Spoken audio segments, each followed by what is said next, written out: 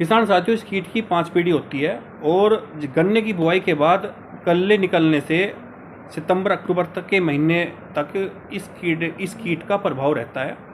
और ये कीट सितंबर अक्टूबर तक भी किसान भाइयों की फसल को बहुत ज़्यादा नुकसान पहुंचाता है।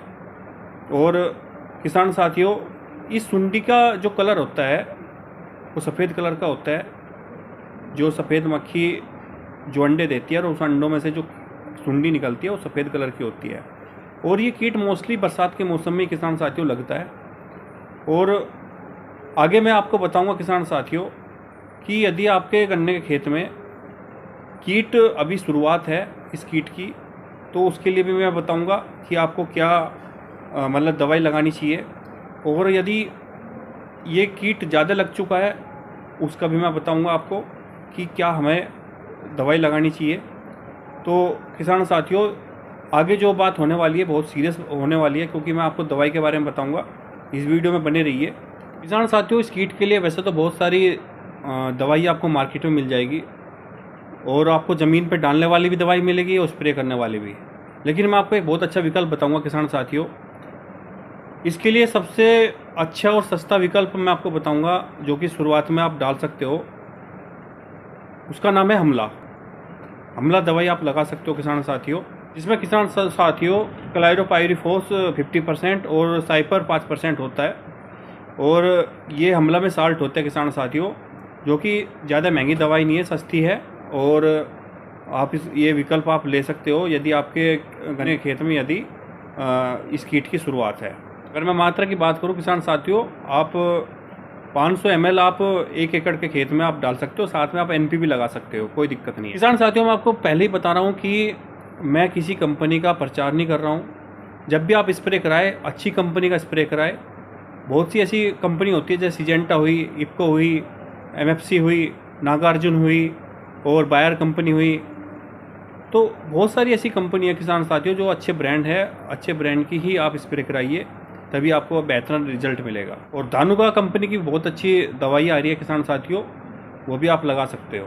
किसान साथियों, मतलब ध्यान देने वाली बात है कि जब भी आप स्प्रे कराएं तो आपके जो स्प्रे करने की जो मशीन होती है उसका जो फुहारा होता है वो फुहारा गोब में ज़्यादा, मतलब गोब की तरफ ज़्यादा होना चाहिए, क्योंकि गोब में अगर हमारी दवाई घुसेगी तो ज़्यादा असर दिखाई देगा।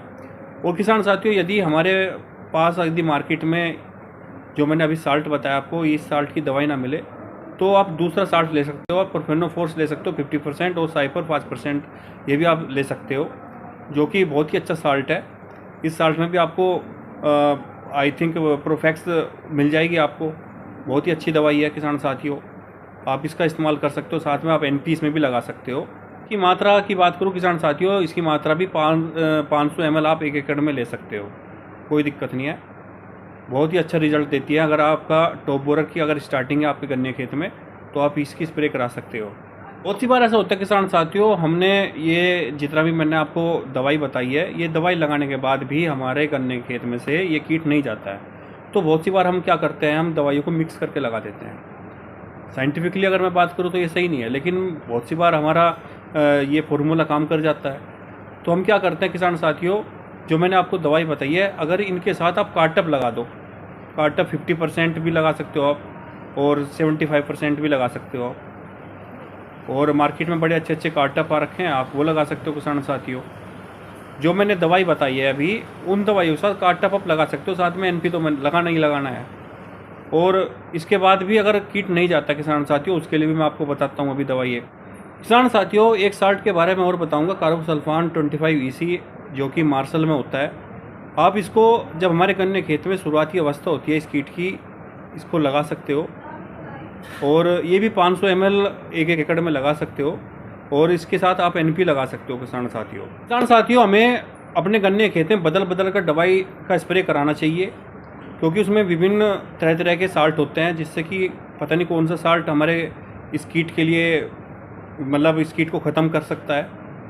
तो हमें विभिन्न प्रकार के साल्ट हमें अपने गन्ने खेत में स्प्रे कराना चाहिए। एक साल्ट कभी नहीं लगाना चाहिए गन्ने खेत में। और किसान साथियों, हम अपने गन्ने खेत में फेराडोन भी लगा सकते हैं, जो कि ज़मीन पर डाली जाती है और जिसकी मात्रा हम 2 से 2.5 किलो पर बीघा के हिसाब से ले सकते हैं। और डालने के बाद फिर हमें उसको पानी देना होता है।